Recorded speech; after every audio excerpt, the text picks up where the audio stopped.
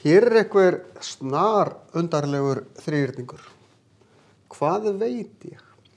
Jú, ég sé að hér eru topphorn. Ég get skrifað að þetta eru 80 og ef ég vil rökstuðning þá myndi ég skrifa hérna topphorn út frá úthornareglunni. Hér er lítill þríhyrningur ofan á línunni hérna. Horn fyrir utan. Úthornareglan segir mér, jú, býtu, þessi tvö hér er sama og þetta. Og þar sem þetta eru 2x og þetta er x, þá er þetta x líka og þá er x 80, þá er þetta 80 gráður. Ok, hvað veit ég meir? Jú, hvað stendur hér?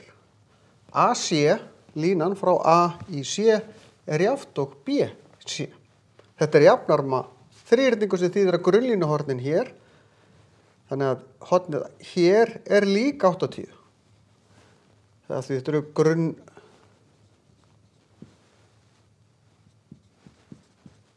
grunnlínuhorn í jafnarma þríhyrningi. Getur skrifað það, ég nenni ekki að skrifa það. Þá veit ég þetta er 80, þá er þetta 20 gráður.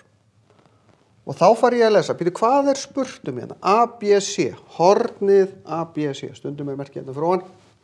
Það þýðir ef ég fyrir punktinum A, í punktin B, í punktin C, hornið sem er þarna á milli. Þannig að þetta hér er þetta horn hér. Það er 80 gráður. BCA, það er 20 gráður, það er þetta hér. Og CAB er líka 80 gráður. Þarf ég að fara að reikna út hvað hvort horn er hér? Nei, það er ekkert spurt það. Gæti ég sagt hvað þetta horn er? Já, það er ekki spurt það. Þannig að við þurfum að leiða okkur svona áfram. Hvað veit ég? Hvað get ég fundið út frá því?